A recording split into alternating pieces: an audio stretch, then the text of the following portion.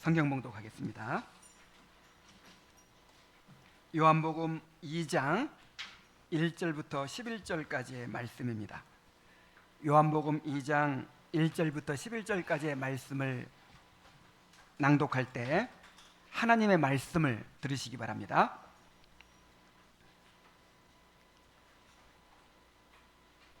사흘째 되던 날 갈릴리 가나에 혼례가 있어 예수의 어머니도 거기 계시고 예수와 그 제자들도 혼례의 청함을 받았더니 포도주가 떨어진지라 예수의 어머니가 예수에게 이르되 저들에게 포도주가 없다 하니 예수께서 이르시되 여자여 나와 무슨 상관이 있나이까 내 때가 아직 이르지 아니하였나이다. 그의 어머니가 하인들에게 이르되 너희에게 무슨 말씀을 하시든지 그대로 하라 하니라. 거기에 유대인의 정결 예식을 따라 두세 통 드는 돌 항아리 6이 놓였는지라. 예수께서 그들에게 이르시되 항아리에 물을 채우라 하신즉 아귀까지 채우니 이제는 떠서 연회장에 갖다 주라 하시매 갖다 주었더니 연회장은 물로 된 포도주를 맛보고도 어디서 났는지 알지 못하되 물 떠온 하인들은 알더라. 연회장이 신랑을 불러 말하되 사람마다 먼저 좋은 포도주를 내고 취한 후에 낮은 것을 내거늘 그대는 지금까지 좋은 포도주를 두었도다 하니라. 예수께서 이 첫 표적을 갈릴리 가나에서 행하여 그의 영광을 나타내시매 제자들이 그를 믿으니라. 아멘.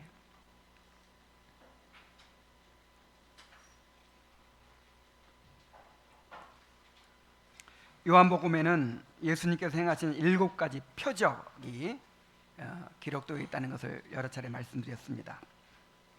요한은 이 7가지 표적을 통해서 예수님이 어떤 분이신지 또 예수님이 이루실 하나님의 나라가 어떤 나라인지를 드러내고 있습니다. 오늘 읽은 본문은 그 가운데서 예수님이 행하신 첫 번째 표적을 보여줍니다. 예수님은 유대에서 갈릴리로 돌아오신 후에 혼인잔치에서 물로 포도주를 만드시는 표적을 행하심으로 본격적인 사역을 시작하셨습니다. 사실 이 본문은 이해하기 어려운 부분이 참 많아요. 아주 결론이 안 나는 난해한 부분들이 많습니다. 자, 그러나 세세한 부분을 가지고 씨름할 것이 아니라 이 11절 말씀에 이 표적을 어떻게 해석해야 될지 그 키가 있어요. 우리는 이 표적이 보여주는 메시지에 집중해야 합니다. 이 말씀을 통해서 예수님이 어떤 분이신지를 잘 알고 또 예수님이 이루시고자 하는 하나님의 나라가 어떤 성격의 나라인지를 잘 깨닫게 되기를 바랍니다. 그래서 저는 이 말씀을 묵상하면서 이 말씀을 듣는 것만으로 충분하지 않고 이 말씀을 묵상해야겠구나. 들은 말씀을 통해서 예수님을 한 주간 내내 묵상하는 것이 필요하겠다. 그런 생각을 했어요. 어떤 성도가 요한계시록을 계속 들으면서 결국 예수님으로 초점이 모아지더래요. 그래가지고 예수님에 대해서 알고 싶다. 결국 예수님께서 심판과 구원을 통해서 이루실 하나님의 나라는 이제 예수님과 혼인을 해가지고 그렇게 예수님과 교제하는 삶을 살게 되는 것이 천국인데 그것이 하나님의 나라인데 예수님에 대해서 알아야겠다. 예수님에 대해서 알고 싶다. 그런 생각이 간절히 들더래요. 요한계시록을 들으면서 제가 요한복음을 설교하게 된 이유가 바로 그것입니다. 저도 같은 마음이었어요. 예수님에 대해서 알아야 되겠구나. 예수님에 대해서 알고 이 땅에서 예수님과 더 깊이 사귀어야겠구나. 그것이 우리 신앙의 본질이구나. 이것이 너무 명확해져서 이 복음서를 해야겠다. 물론 다른 성경도 다 예수님에 대해서 얘기하는 책이지만 직접적으로 예수님의 생애와 교훈을 다루는 이 복음서를 설교해야겠다. 그런 소원이 막 생겨가지고 요한복음을 설교하고 있는 거예요. 그래서 요한복음을 들을 때 그 예수님에게 초점을 맞추시기 바랍니다. 예수님이 어떤 분이고 예수님이 이루실 하나님의 나라가 어떤 나라고 그것에 대해서 다 묵상하면서 그렇게 깨달아가게 되기를 바랍니다. 자, 예수님은 가나라는 마을에서 혼인잔치에 참여하셨어요. 1절 2절 봅니다. 사흘째 되던 날 갈릴리 가나에 혼례가 있어 예수의 어머니도 거기 계시고 예수와 그 제자들도 혼례의 청함을 받았더니 그랬습니다. 여기 사흘째가 나다나엘을 만나신 후 사흘째인지 갈릴리로 옮기신 후의 사흘째인지가 확실하지 않아요. 어쨌든 예수님은 갈릴리 나사렛에서 사셨는데 30세가 되자 집을 떠나 유대로 가셔서 세례 요한에게 세례를 받으시고 또 광야에 가셔서 마귀에게 시험을 받으시고 5명의 제자를 선택하신 후에 이제 갈릴리로 돌아오셔서 본격적으로 메시아로서의 사역을 시작하시는 것입니다. 자, 그런데 어떻게 시작하셨습니까? 예수님은 가나라는 마을에서 한 혼인잔치에 참석하심으로 공적인 사역을 시작하셨어요. 이 혼인잔치에 예수의 어머니도 거기 계시고 예수와 그 제자들도 청함을 받았다라고 합니다. 자, 마리아는 계속 그곳에 있었다는 거예요. 그리고 중요한 역할을 마리아가 하죠. 그리고 예수님까지 초대된 것으로 보아서 이 집이 마리아와 즉 예수님의 집안과 친척간이었던 것으로 보입니다. 그리고 제자들까지 초대된 것은 그들도 혼인집과 친분이 있었기 때문이든지, 예를 들어서 나다나엘의 고향이 어디죠? 가나예요. 가나. 그래, 나다나엘도 아는 사람이죠. 이렇게 친분이 있었던지 아니면 예수님과 함께 이제 살고 있으니까 함께 초대되었던 것으로 보입니다. 당시 유대인들에게 있어서 이 혼인 예식은 최고의 경사였어요. 정혼을 한 후에 적어도 1년 이상 오랜 기다림 끝에 신랑이 신부를 데리러 오죠. 신랑의 신부를 데리러 와서 신부 집에서 신랑이 베푸는 혼인잔치가 벌어지는 거예요. 이날에는 양가 친척들만이 아니라 마을 사람 전체가 모여서 일주일 동안 잔치를 벌였습니다.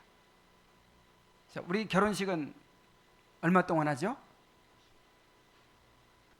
1시간. 뭐 밥 먹는 것까지 하면 한 2시간 되겠네요. 우리 오늘날 우리 결혼식은 2시간에 끝나는데 유대인들은 얼마 동안? 일주일 동안 잔치를 벌이는 거예요. 이러한 혼인잔치는 당시 가난하고 또 고단한 노동에 시달리는 서민들에게 최고의 위안이었고 최고의 축제였습니다. 즐거움이었습니다. 자, 그러므로 예수님께서 혼인잔치에 참여하심으로 공적인 사역을 시작하셨다는 것은 굉장히 중요한 의미를 가지고 있어요. 대통령 선거에 출마하는 사람들이 이제 공식 선거 운동이 시작됐을 때 첫 유세지를 택하죠. 어디를 택하죠? 자신이 가진 내세우는 그 정책, 정치 철학, 그리고 자신이 이루고자 하는 비전, 이것을 상징적으로 보여줄 수 있는 곳에서 선거운동을 시작하죠.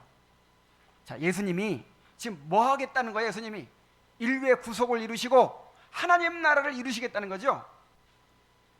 그래서 이러한 예수님이 어떤 분이시고 예수님이 이루시고자 하는 그 하나님 나라의 비전이 어떤 것인지를 상징적으로 보여줄 수 있는 곳을 택하셨는데 그곳이 어디였어요? 혼인잔치였어요. 혼인잔치.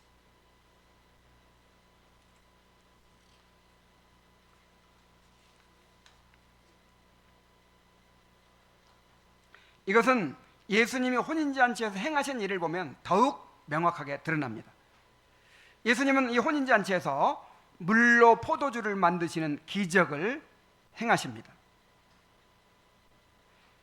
자, 순조롭게 진행되던 혼인잔치에 큰 문제가 생겼어요. 잔치에서 가장 중요한 포도주가 떨어진 것입니다. 우리나라의 무슨 결혼식이나 아니면 또 뭐 한갑잔치나 이런 데서 술이 떨어졌다, 이런 문제가 아니에요. 자, 소주 좀 떨어져도 괜찮죠? 뭐 안 마시는 사람들도 많고. 이 포도주는 그야말로 잔치의 핵심이었습니다. 이 포도주는 그냥 단지 술이 아니에요. 음식이에요. 음식. 필수적인 음식이기도 하고, 또 잔치의 기쁨을 나타내는 잔치의 상징과도 같은 그런 것이 바로 포도주입니다. 그래서 이 포도주가 떨어졌다라고 하는 것은 이 잔치가 완전히 이제 망치게 된 것을 의미해요. 그리고 그 잔치를 주최한 이 신랑 집안은 어떻게 될까요? 큰 수치를 당하는 것이죠. 이제 두고두고 불명예를 안게 되는 것이죠. 신랑과 부모들은 말할 것도 없고, 혼인잔치를 돕고 있던 마리아도 크게 당황했을 것입니다. 마리아는 이 문제를 예수님께 알렸어요. 자, 마리아가 무슨 의도로 예수님께 알렸을까요? 여기는 이제 여러 가지 의견이 있는데 크게 두 가지 의견이 있어요.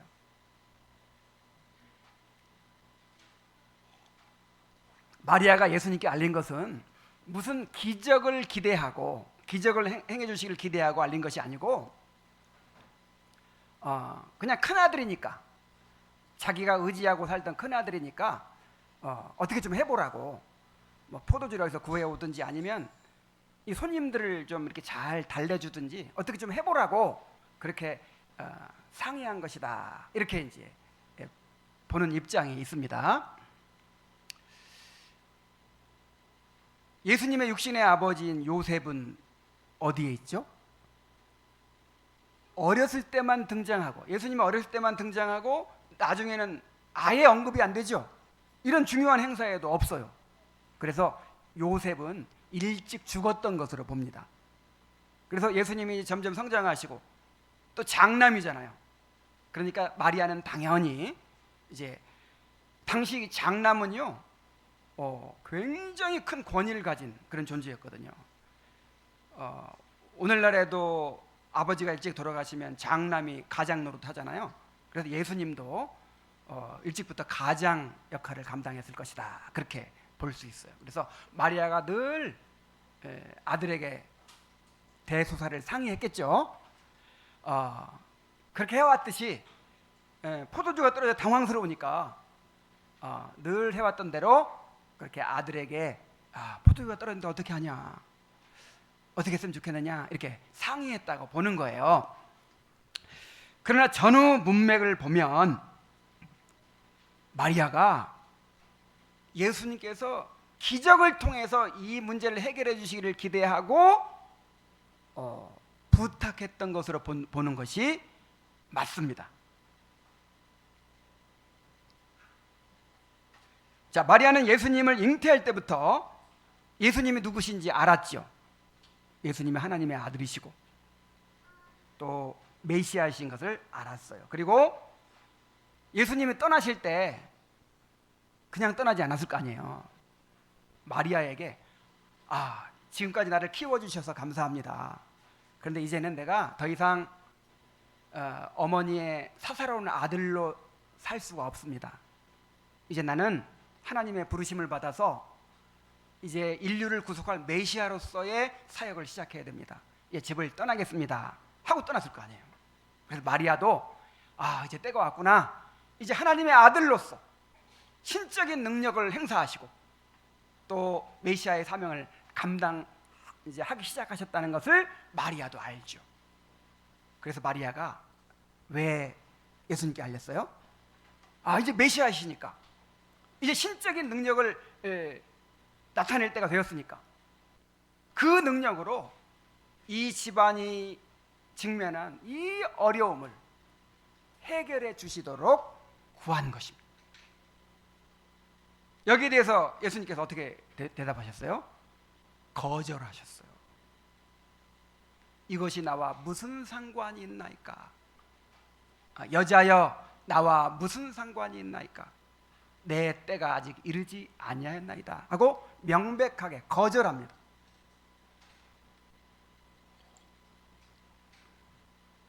자, 여자여 라고 부르니까 좀 무례하게 여겨지죠. 그래서 여기 여자여로 번역된 귀나이라는 호칭은 여성을 높여서 부르는 말이었습니다. 근데 아무리 높여서 부르려도 그렇지 어떻게 어머니한테 여자여 할 수 있나 뭐 그런 생각이 들 수 있죠. 자, 그런데 이제 예수님이 더 이상 마리아의 사사로운 아들이 아니라 하나님의 아들이요 주님으로서 행하고 계신다는 사실을 기억해야 돼요. 예수님이 주님이십니다. 마리아의 주님이기도 하신 거예요. 자, 마리아도 이것을 알았을까요? 몰랐을까요? 알죠, 당연히. 야고보서, 유다서를 쓴 사람이 누구죠? 예수님의 동생들인 야고보와 유다예요. 근데 야고보와 유다가 예수님의 동생 야고보가 이르노라 그랬나요? 그리스도 예수의 종 야고보가 쓴다 그랬잖아요. 그래서 이 예수님의 동생들도 이제 더 이상 육신적인 형이 아니고 이제는 내가 하나님으로서 주님으로서 대해야 된다는 걸 알죠.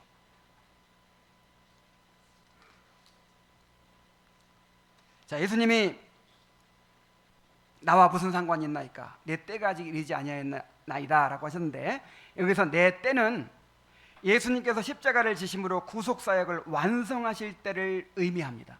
예수님이 구속사역을 완성하시고 그 신적인 영광을 완전히 드러내는 때, 그때를 의미하는 거예요.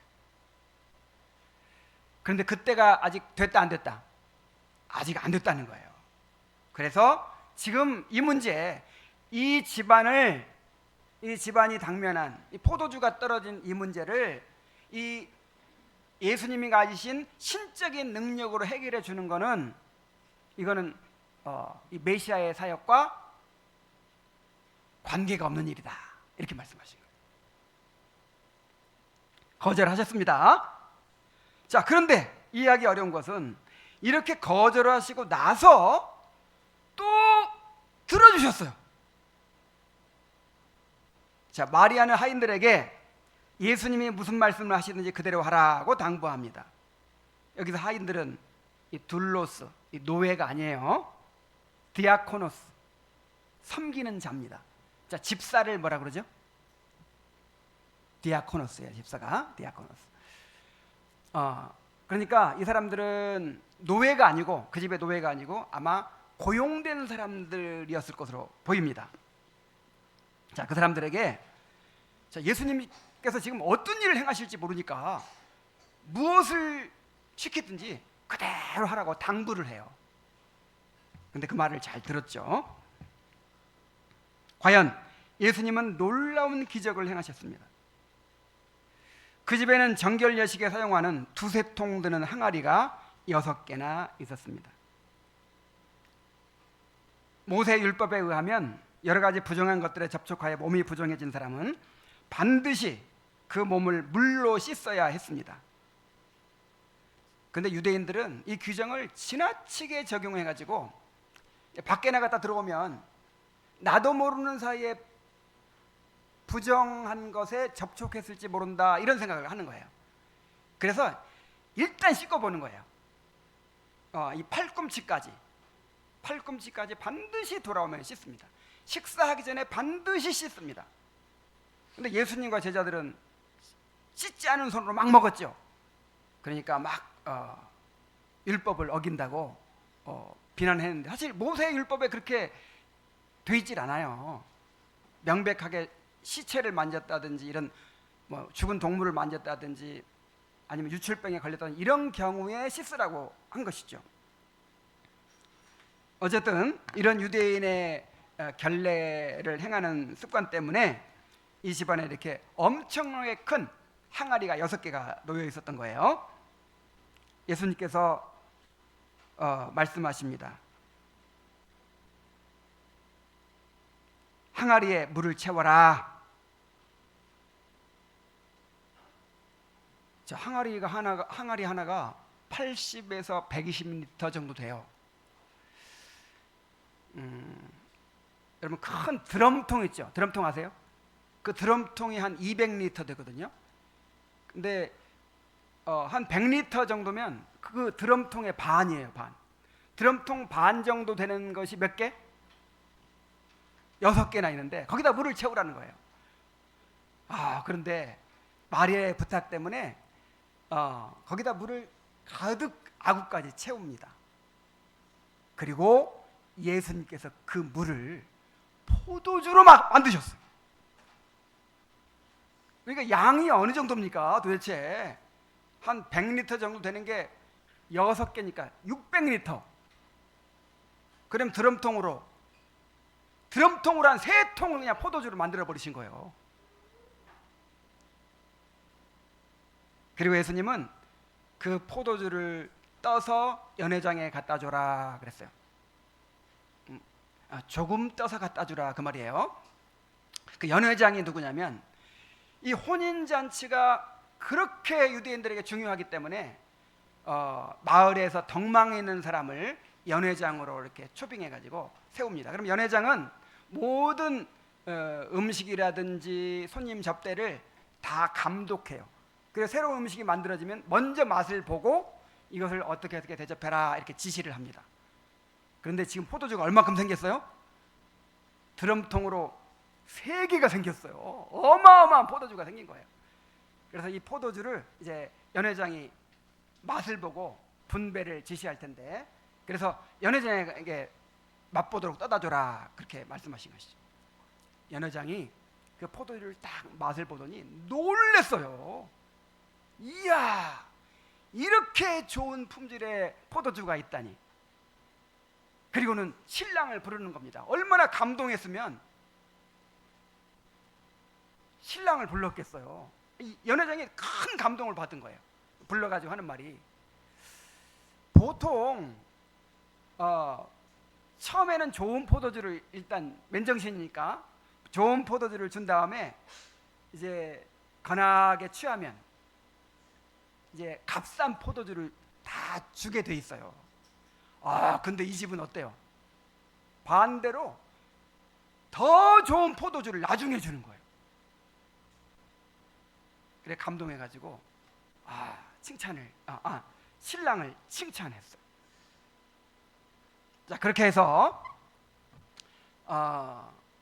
그냥 완전히 망칠 뻔했던, 그리고 큰 수치를 당할 뻔했던 이 혼인잔치가 예수님께서 그 혼인잔치에 참석하시고 또 물로 포도주를 만들어 주심으로 더욱 기쁨이 충만한 잔치가 되고, 특히 신랑 집안이 아주 크게 또 명예를 얻는 그런 잔치가 되었습니다. 자, 여기서 한 가지 의문이 생기죠. 처음에 마리아가 부탁할 때는 내 때가 이르지 아니하였습니다. 지금 내가 이 신적인 능력으로 포도주나 만들 때가 아닙니다. 자, 이렇게 말씀하셔놓고 또 새 드럼통이나 되는 포도주를 이렇게 만들어 주셨잖아요. 최고급 포도주를 만들어 주셨잖아요. 자, 왜 처음에는 거절하시고 뜻을 바꾸어 가지고 또 만들어 주셨을까요?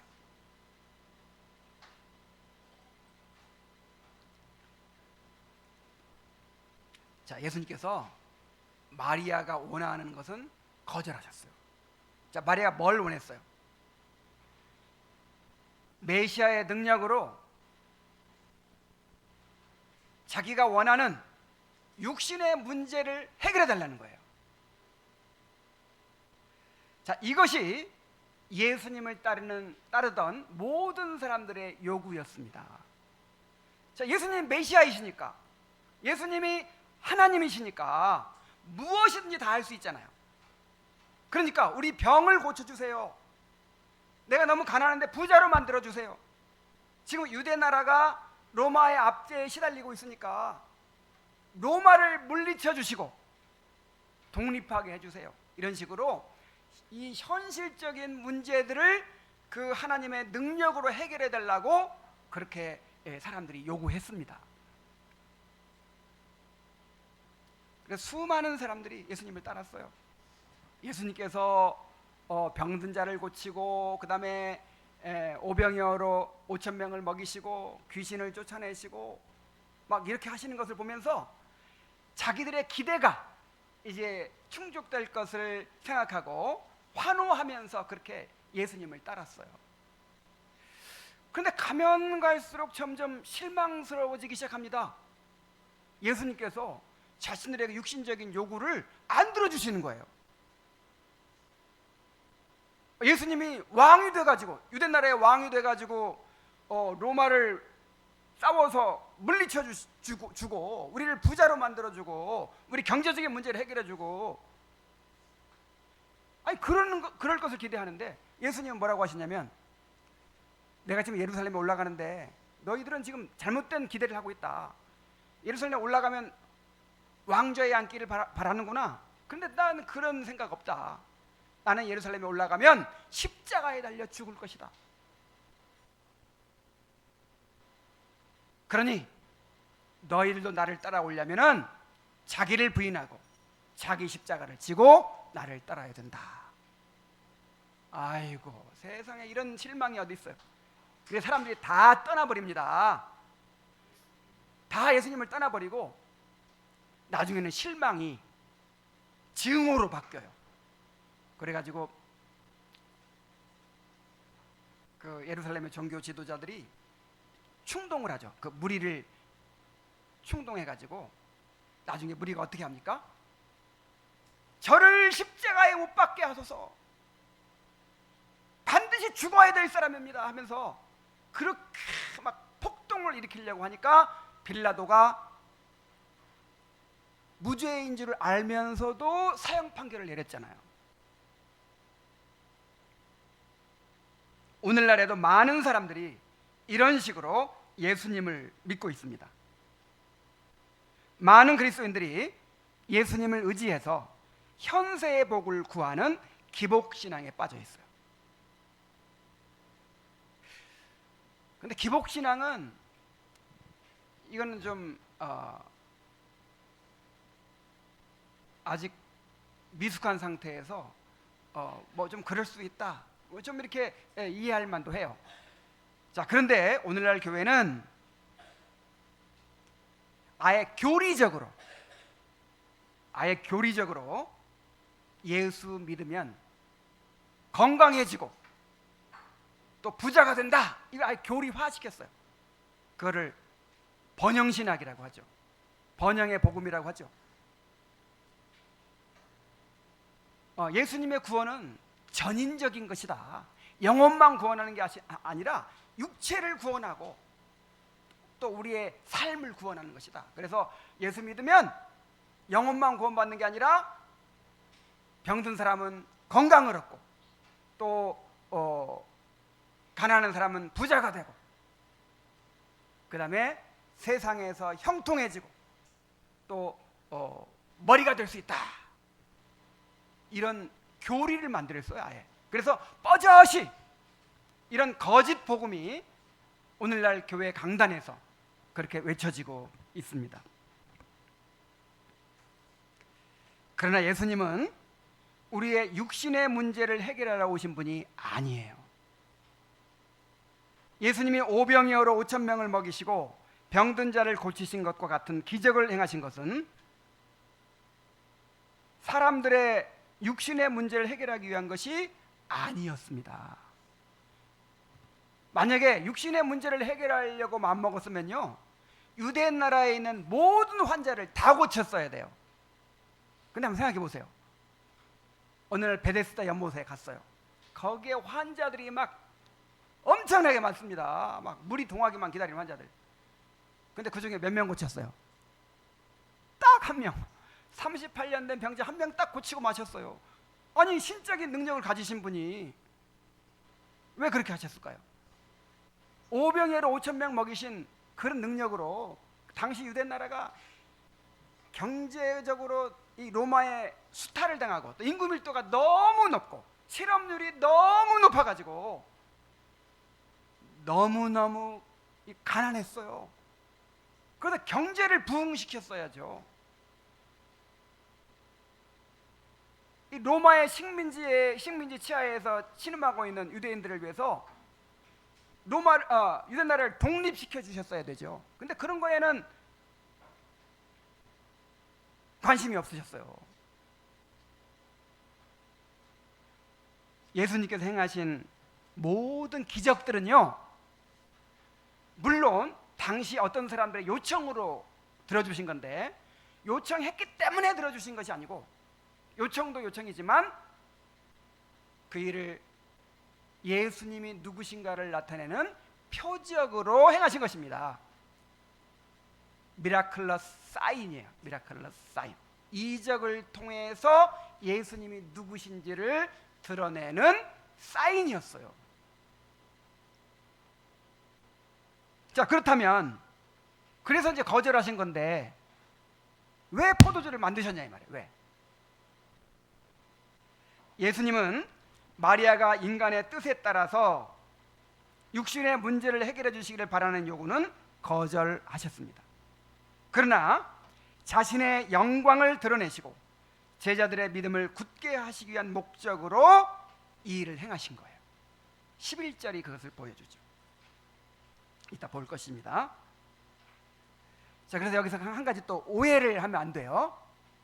자, 그러면 예수님은 우리의 육신의 문제를 해결하러 오신 분이 아니고 우리의 영혼을 구원하러 오신 분이니까 우리 육신의 문제에는 관심이 없으시겠다, 이렇게 또 생각하면 안 돼요. 그렇지 않습니다. 예수님은 우리 육신의 문제에도 깊은 관심을 가지고 계십니다.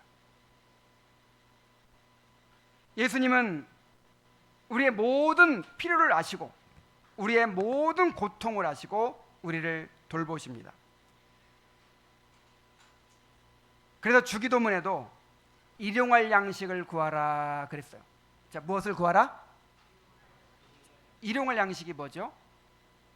지나치게 영적인 사람들이 있어가지고 여기서 일용할 양식은 우리에게 공급되는 말씀을 의미한다 이러는데 그렇지 않아요. 일용할 양식은 육신의 필요를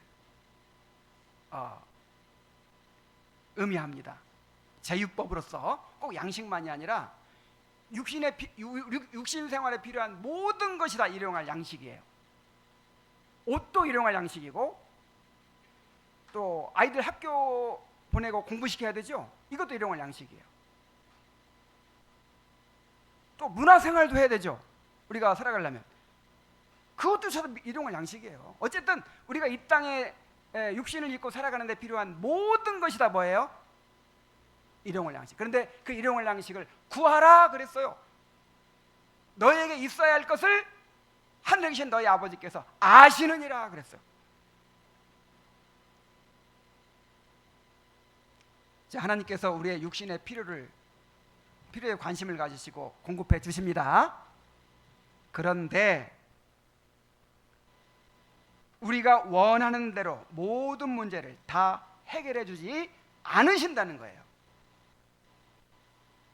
내가 병이 들었을 때 어떻게 해야 됩니까? 기도해야죠. 이것도 일용할 양식이에요. 하나님, 내가 병이 들었는데 낫게 해주시옵소서, 건강하게 해주시옵소서. 당연히 하나님께 구해야죠. 안 구해도 문제인 거예요. 구해야 돼요. 그런데 반드시 내가 원하는 방식으로 응답해 주셔야 한다고 그렇게 고집해서는 안 된단 말이에요. 하나님이 이 병을 고쳐주시는 것이 하나님의 뜻일 수 있고,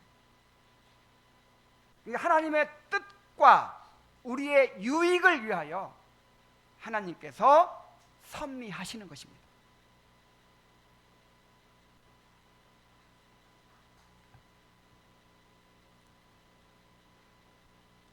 그러면 우리는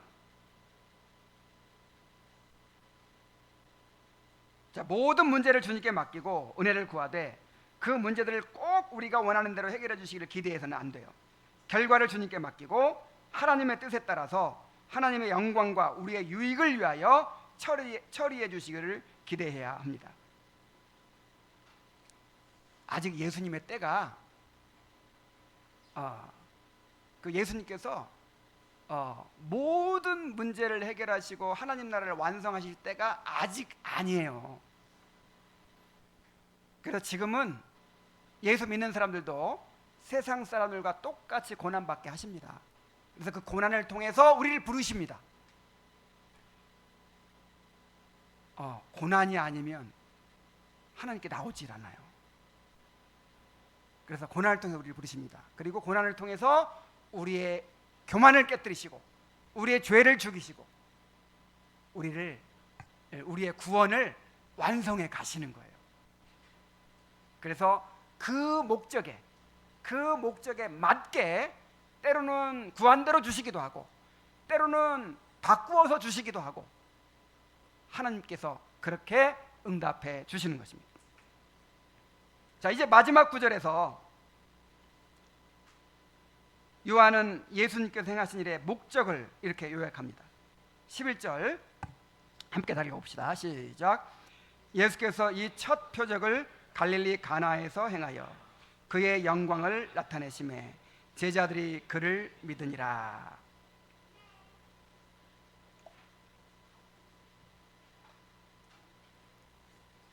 자, 예수님은 이 일을 통하여 자신의 영광을 나타내셨다 그랬죠.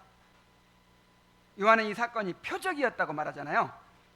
예수님이 어떤 분이신가 대하여 예수님이 이루실 하나님의 나라가 어떤 나라인지에 대하여 보여주는 상징적 사건이라 그런 뜻입니다. 예수님은 물로 포도주를 만드신 기적을 통하여 자신이 만물을 주관하시는 하나님이시고 또 하나님이심을 드러내시고 또 그가 이루실 하나님 나라의 풍성한 축복을 드러내심으로 자신의 영광을 나타내셨습니다. 그리하여 제자들이 그를 믿었다고 했어요. 그전에는 믿지 않았는데 이 사건을 통해서 믿었다 그런 뜻이 아니고, 자, 그전에도 믿었죠? 그전에도 예수님을 알고 믿었어요. 그러니까 제자가 됐지. 그런데 이 사건을 통해서 와, 과연 예수님이 하나님의 아들 그리스도시구나라는 사실을 더욱 확실히 깨닫고 그 믿음이 더 굳어졌다 그런 뜻이에요. 우리도 예수님에 대하여 계속해서 알아가야 할 필요성이 있습니다. 자, 제자들을 보세요. 그러니까 처음에 믿었기 때문에 예수님 따른 거 아니에요. 믿었기 때문에 예수님을 따랐는데 이런 사건을 통해서 비로소 믿었다고 또 말하시고, 근데 또 다 믿은 게 아니에요. 이후에도 제대로 알았어요, 몰랐어요? 몰랐어요. 자, 이렇게 확실하게 표적을 보고 나서도 제자들은 자신의 야망을 버리지 않았고 예수님의 죽음에 대해서 이해하지 못했고 부활에 대해서 이해하지 못했고 예수님의 그 메시아로서의 사역에 대해서 다 알지 못했어요. 나중에 예수님 돌아가시고 부활하시고 승천하신 다음에 성령을 받고 나서야 비로소 그 말씀이 그 말씀이었구나. 예수님 그래서 그때 그렇게 행동하셨구나. 비로소 모든 것을 알게 된 거예요.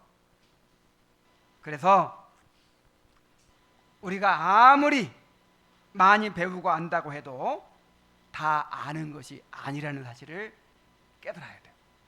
자, 우리는요, 우리가 모른다는 사실조차도 몰라요. 바울 사도가 그랬죠. 누군가 뭔가를 안다고 생각하면 그건 아무것도 모르는 자다.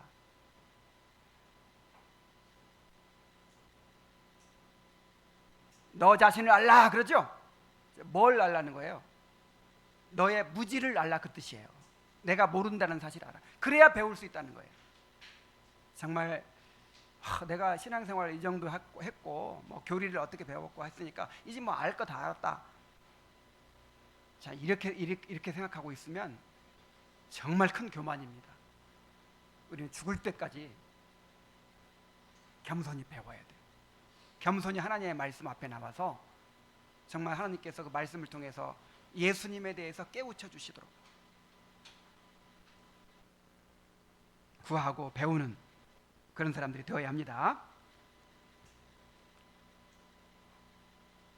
특별히 우리는 요한이 이 표적을 기록한 목적대로 이 표적을 통해서 예수님에 대해서 알아야 합니다.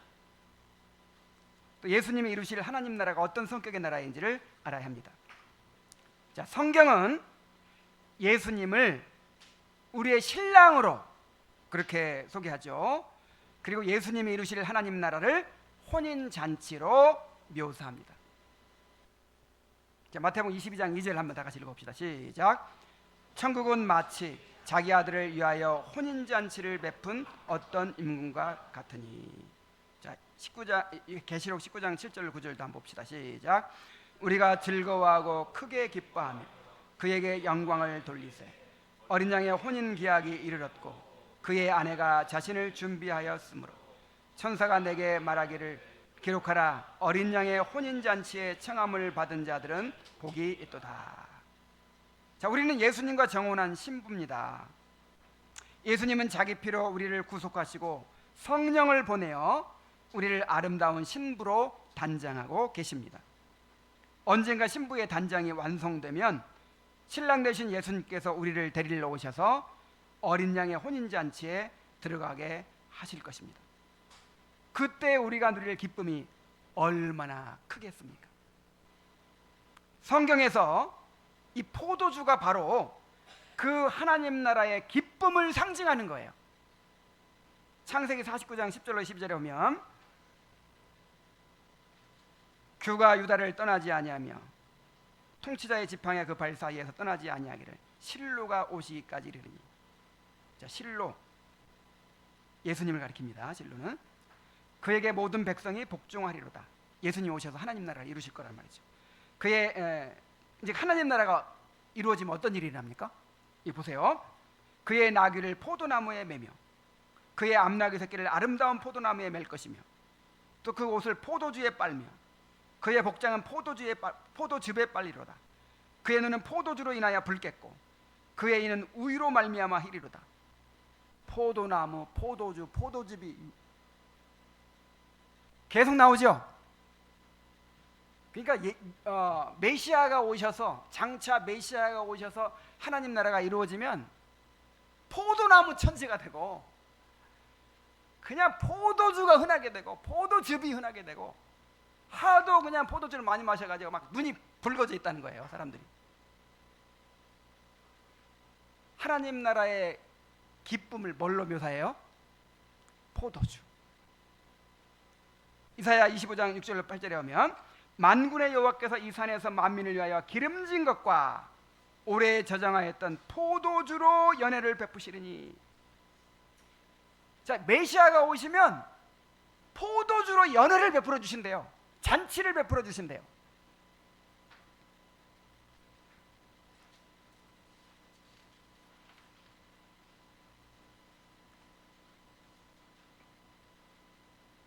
자, 이것은 주님께서 이루실 하나님 나라에서 우리가 누리게 될 충만한 기쁨을 보여주는 것이죠.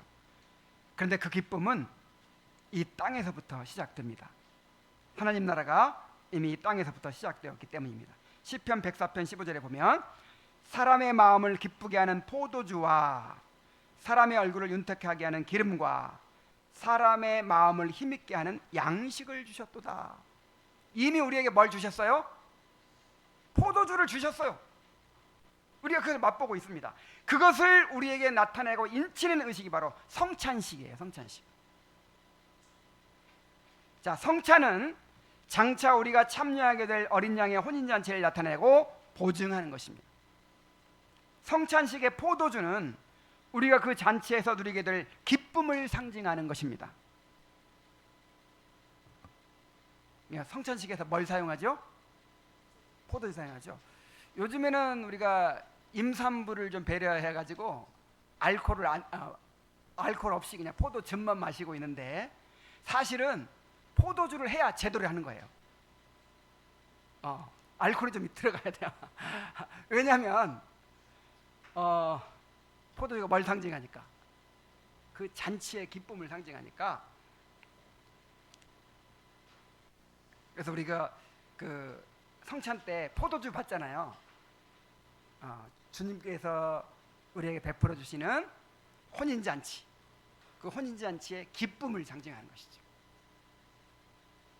하나님 나라의 기쁨을 상징하는 거예요. 예수님은 장차 이루어질 혼인잔치를 고대하고 계시며 우리에게도 그 혼인잔치를 고대하라고 하십니다. 아유, 신랑이 정혼해놓고 따로 사니까, 정혼하면 이제 그 혼인신고가 이루어지는 거거든요. 법적으로 부부인데 함께 안 살고 따로 살아요. 그게 한 1년 이상 되니까 신랑이 얼마나 빨리 같이 살고 싶겠어요. 혼인잔치를 얼마나 기다리겠어요. 그 간절한 기다림이 우리 주님께 있다는 거예요. 주님이 기다리시겠죠. 자기 혼인할 날을 얼마나 기다리시겠어요. 그래서 우리에게도 그 혼인잔치를 사모하고 기다리라는 거예요. 마가복음 14장 25절, 진실로 너희에게 이르노니 내가 포도나무에서 난 것을 하나님 나라에서 새 것으로 마시는 날까지. 자, 하나님 나라에 새 것으로 마시는 날이 언제예요? 혼인잔치 날. 하나님 나라가 완성되고 우리가 주님과 교제하며 기뻐하는 그날. 그날까지 다시 마시지 아니하리라. 이 말은 내가 애타게 기다리겠다. 너희들도 이렇게 기다려라. 그리고 성찬을 행하면서 그것을 계속 확인하고 계속 믿음을 가져라. 그 말씀이시죠. 자, 이제 말씀을 맺겠습니다.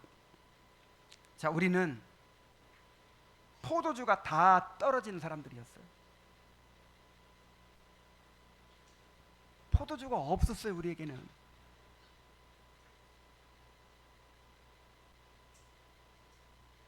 우리에게는 기쁨이 없었고 위로가 없었고 만족이 없었습니다. 우리가 기대하는 잔치는 오히려 고통과 실망을 안겨줄 뿐이었습니다. 그런데 주님께서 우리를 자기 피로 구속하여 주시고 성령을 보내주심으로 우리가 하나님 나라의 잔치에 참여하여 즐거움의 포도주를 마시게 해 주셨습니다.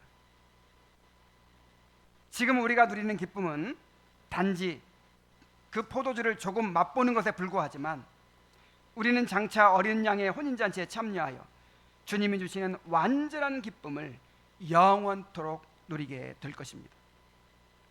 그날이 오기까지 주님은 우리에게 점점 더 좋은 포도주를 공급해 주실 것입니다. 혼인잔치에 참석하셔서 물로 포도주를 만드신 예수님을 깊이 묵상하시기 바랍니다. 사역을 공식적인 사역을 딱 시작하시면서 상징적인 장소 혼인잔치에 가셔서 상징적인 행동을 하셨죠. 물로 포도주를 만드셨죠. 그러면서 우리에게 이제 표적으로 보여주시는 거예요. 내가 너희들을 이렇게 해주겠다. 예수님께서 우리 삶에 이루실 일들을 기대하면서 소망을 가지시기 바랍니다. 기도하겠습니다. 하나님 아버지, 포도주가 다 떨어져서 큰 낭패를 겪고 있는 혼인잔치에서 물로 포도주를 엄청나게 많이 만들어 주심으로 그 잔치를 기쁨이 충만한 축제로 만드셨습니다. 우리도 포도주가 떨어진 사람들이었습니다. 우리에게는 참된 기쁨이 없고 평강이 없고 위로가 없고 만족이 없었습니다. 그런데 우리를 구속하여 주시고 우리 안에 하나님 나라의 기쁨을 창조해 주시는 것을 감사드립니다. 우리는 아직도 목이 마릅니다. 혼인잔치가 벌어지고 우리가 그 혼인잔치에 참여하여 마음껏 포도주를 마실 날을 기대합니다. 하나님 아버지, 우리에게 믿음을 주시고 주님께 소망을 두게 하여 주옵소서. 이 세상의 헛된 기쁨을 쫓지 않게 하시고 주님이 주시는 가장 질 좋은 포도주를 사모하고 기대하게 하여 주시옵소서. 예수님의 이름으로 기도하옵나이다. 아멘.